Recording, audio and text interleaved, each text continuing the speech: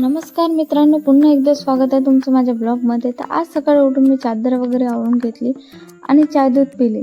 तर आज बाबाला टिफिन द्यायचा होता, तर मी नाश्त्यामध्ये त्यांना पापडा बनवून दिला होता आणि तुम्ही बघू शकता की पापडा किती चांगला झाला होता.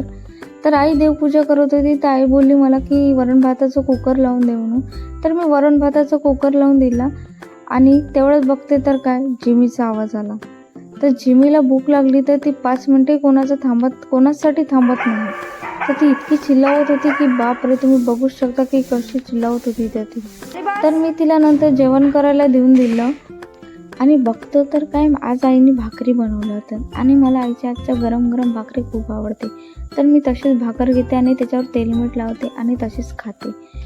तर उद्या होते नागपंचमी, तर आज आम्हाला बनवायचे होते करंज्या. तर आज आम्ही करंज्या बनवल्या होत्या. तर तुम्हाला माझा ब्लॉग आवडला असेल तर नक्की सांगा. बघत राहा माझे ब्लॉग्स आणि भेटूया उद्याच्या ब्लॉग्समध्ये. बाय.